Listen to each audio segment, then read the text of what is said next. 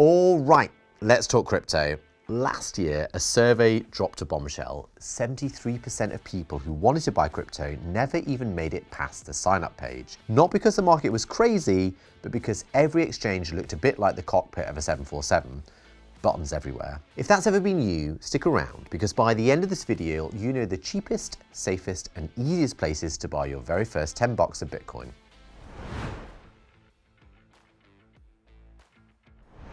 Before we start talking about where to buy, we've got to lock the doors and secure the perimeter, so to speak. Look, the crypto world, as exciting as it is unfortunately littered with horror stories, people losing their life savings, getting scammed, all because they skipped two incredibly basic steps. We're not going to be those people, okay? First, download an authenticator app, Google Authenticator, Authy, Microsoft Authenticator, it doesn't matter which. Just turn on two-factor authentication before you deposit a single cent. Even if someone gets your password, they can't access your account without that code. Second, create a brand new, unique password, not one you've ever used for email, banking, or social media. Write it down on paper, stash it somewhere safe. Paper can't be hacked. Do those two things, please do those two things, and you're already ahead of most beginners. Done? Good. Now let's go shopping.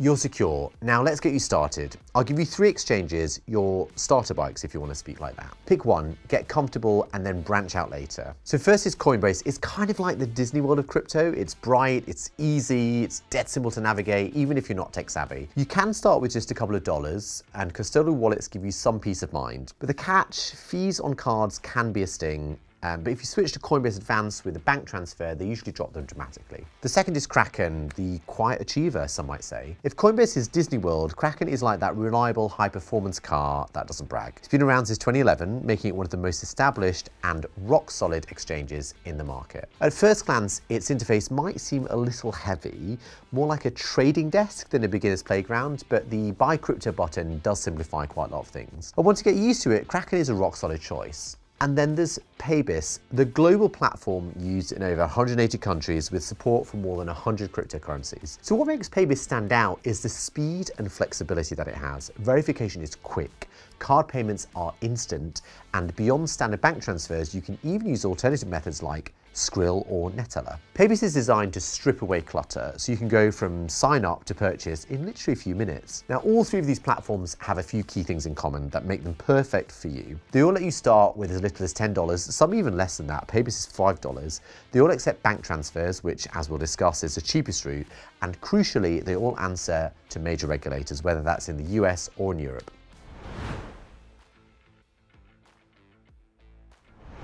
So you picked your exchange, now the question is how to fund it without wasting money. Cards feel instant, but they usually add about 3 to 4% in fees, so you put in $100 and you've already lost $3 to $4. Bank transfers, so ACH in the US, SEPA in Europe, take a day or two, but usually cost $0. On Kraken, $100 ACH deposit lands in full, and the trade fee is about 16 cents. Compare that to losing $3 to $4 in card fees, so that's your coffee money saved. Sure, you can use gift cards or peer-to-peer platforms, but sellers often charge 5 to 10% premiums for the convenience. That might work if you're just trying to offload a gift card, but for investing, it's not a good deal. If you want the cheapest, smartest start, stick with the boring option, a bank transfer.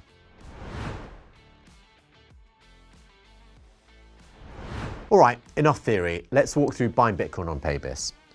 First, create a free account. All you need is your email and your phone number in some cases. It only takes a minute and sometimes less. Depending on where you live, how much you're buying, or your payment method, Paybis may ask you to complete a quick ID check. It's usually done in under a few minutes. Now next, decide how much you want to spend. You can enter the amount in your local currency or directly in Bitcoin or any other cryptocurrency, and Paybis instantly calculates the conversion. There's no hidden fees. The price you see is the price you pay. Now you choose where your Bitcoin goes. You can paste your own wallet address, or if you want it simpler, just use the built-in Paybis wallet and keep your Bitcoin right in your own account. Then complete payment. The fastest way is with the debit or credit card. Your Bitcoin usually arrives within a few minutes. Paybis also supports other options like Apple Pay, Google Pay, Skrill, Pix, and bank transfers, amongst others, if those work better for you. And that's it. Once your payment clears, your Bitcoin shows up almost instantly. Congratulations, you're officially in.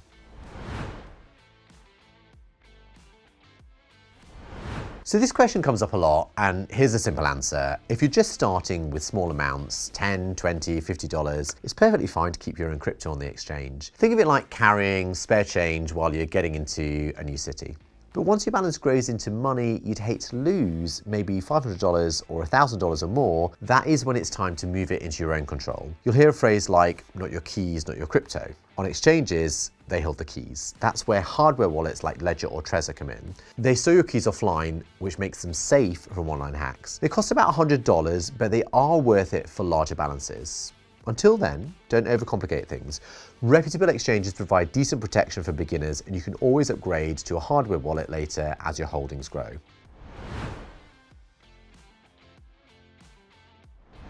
Need it even simpler? You want a quick reference guide you can stick on your fridge? Here's the lightning round. Fastest entry point for absolute beginners, well, obviously I'm going to say Paybis, but Coinbase and Kraken are pretty good. So think of them as the training wheels of crypto. Lowest fees for serious trading once you get past the learning curve.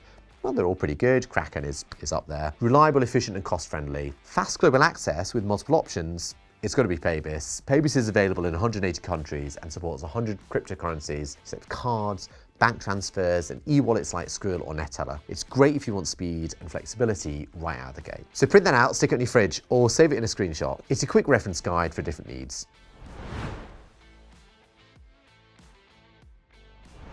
Now that you're in, let's cover the rookie mistakes that trip people up. Avoid these and you'll already be ahead of most beginners. First, it's too late to buy. Do you know what? Ignore the headlines. Bitcoin has been declared dead hundreds of times, yet it's still here. Yes, prices rise and fall, but if you're only investing what you can afford to lose, dips aren't the end of the world. They are part of the ride in some respects. Second, guaranteed returns. If someone's promising 10% a day, it's a scam, always. Third, weak security. Don't rely on SMS codes. Hackers can hijack your phone number. Use an authenticator app instead. It's far stronger and it's a great line of defense. And fourth, panic selling. A 20% dip can feel brutal, but zoom out. Crypto is volatile by nature. Unless you desperately need the money, holding usually beats sellers in fear. Keep these four in mind and you'll sidestep most of the classic traps.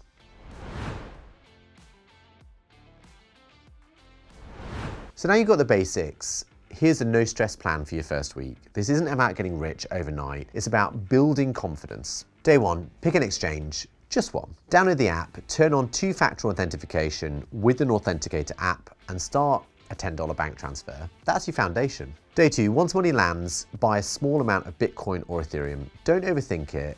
These are two of the biggest and safest starting points. Day 3 to 6, don't do anything. Seriously, just open the app each day and watch your balance move up or down. Get comfortable with the volatility before touching any buttons. Day 7, if you slept fine while watching those price swings, deposit another $10. If it stressed you out, keep reserving a little longer. From there, rinse and repeat. Keep buy small and steady. Use your exchange's learning resources and watch reputable tutorials. Within a month, you'll not only own a bit of crypto, you'll also have the confidence to make smarter and bigger decisions.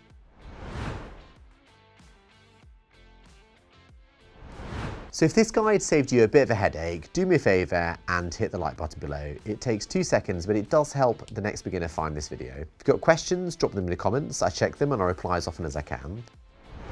So hopefully there's now no more staring at confusing charts or endless buttons. Crypto isn't some secret club for tech elites. It's more like a library card. Swipe it and explore and build knowledge step by step. I'll see you in the next video where we'll talk about moving that first Bitcoin onto your very own wallet. Until then, safe trades and even safer passwords.